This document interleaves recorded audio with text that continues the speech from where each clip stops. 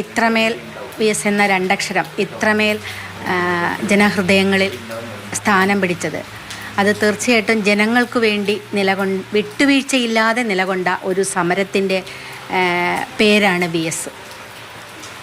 V എസിനെ വ്യത്യസ്തനാക്കുന്നത് V S പാർട്ടിക്ക് പുറത്തെ ജനവിരുദ്ധതയ്ക്കെതിരെ സംസാരിക്കുകയും അതോടൊപ്പം പാർട്ടിക്കുള്ളിലെ ജനവിരുദ്ധർക്കെതിരെയും ശക്തമായി സംസാരിച്ചു, അതിനെതിരെ കൂടി സമരം ചെയ്തു എന്നതാണ് വി എസിനെ വ്യത്യസ്തനാക്കുന്നത്.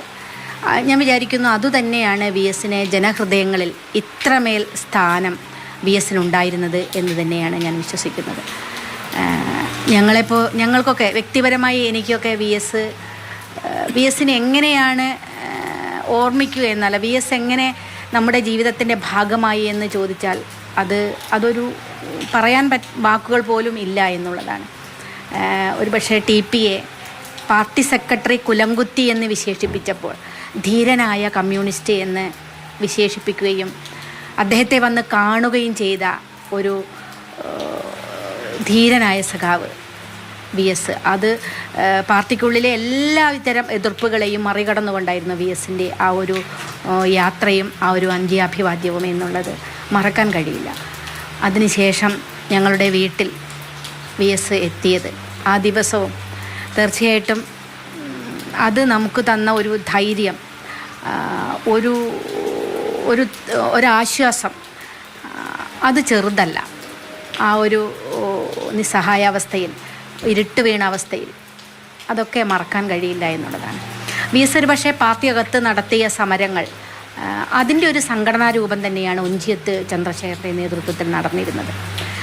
അപ്പം വി എസിനുള്ള താക്കീതായിരുന്നു TPയുടെ മരണം, കൊലപാതകം എന്ന് തന്നെയാണ് ഞാൻ വിശ്വസിക്കുന്നത്. അതാണ് അതിൻ്റെ ശരി, അതായിരുന്നു അതിൻ്റെ രാഷ്ട്രീയം.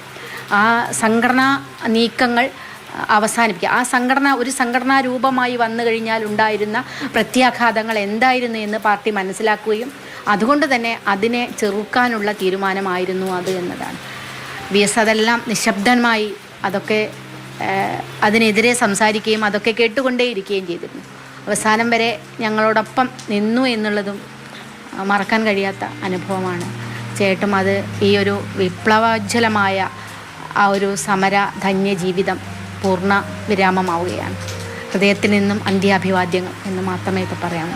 വ്യക്തിപരമായി കൂടി താങ്കൾക്ക് അടുപ്പമുള്ള നേതാവാണല്ലോ. കാരണം ഏറെ പ്രതിസന്ധിയുള്ളൊരു സമയത്താണ് വി എസ് ഇവിടത്തേക്ക് വരുന്നത്, നിങ്ങൾക്കൊരു ആശ്വാസമായി എത്തുന്നത്. അപ്പം വ്യക്തിപരമായി കൂടിയുള്ള ഒരു ബന്ധം. അതെ, ഞാനതാ പറഞ്ഞത്, അത് മറക്കാനാവാത്തൊരനുഭവമാണ്. ഒരു പക്ഷേ തീർത്തും ഒറ്റപ്പെട്ടു പോയ, ചുറ്റും ഇരുട്ട് മാത്രമേ ഉണ്ടായിരുന്നുള്ളൂ ഞങ്ങൾക്ക് ചുറ്റും. ആ സമയത്താണ് വി എസിൻ്റെ വീട്ടിലേക്കുള്ള വരവ്, വി എസിനെ ചേർത്തു നിർത്തിയത്. ശരിക്കും TP ശരിയാണ് എന്ന് വി എസിൻ്റെ വരവോടുകൂടി തെളിഞ്ഞു എന്നതാണ്.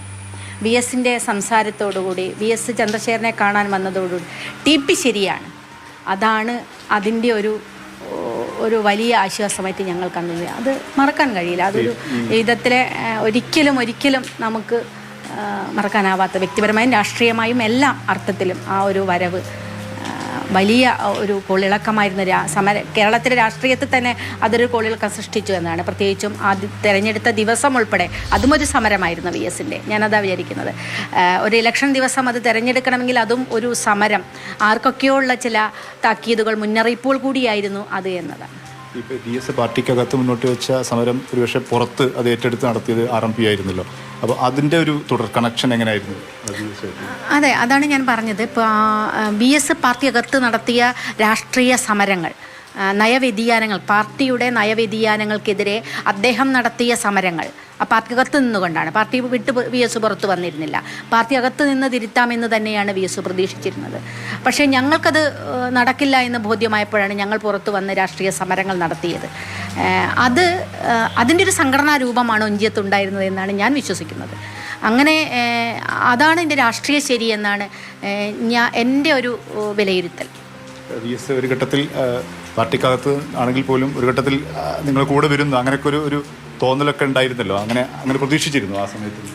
VS വരുന്നോ ഇല്ലയോ എന്നുള്ളത് അങ്ങനെ ഒരു പ്രതീക്ഷയാണ്. VS അപ്പോഴും പാർട്ടി എനിക്ക് അങ്ങനെ ഞാൻ പ്രതീക്ഷിച്ചിട്ടില്ല, അങ്ങനെ ഞങ്ങളാരും പ്രതീക്ഷിച്ചില്ല എന്ന് വിചാരിക്കുന്നത്. കാരണം VS പാർട്ടി വിട്ട് വരാനൊന്നും VS തയ്യാറായിരുന്നില്ല. പക്ഷെ പാർട്ടിക്കകത്ത് നിന്നുകൊണ്ട് പാർട്ടിയെ തിരുത്താമെന്നുള്ള ധാരണയായിരുന്നു VSനുണ്ടായിരുന്നത്.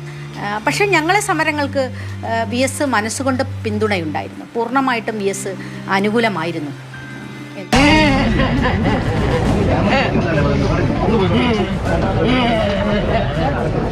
എന്റെ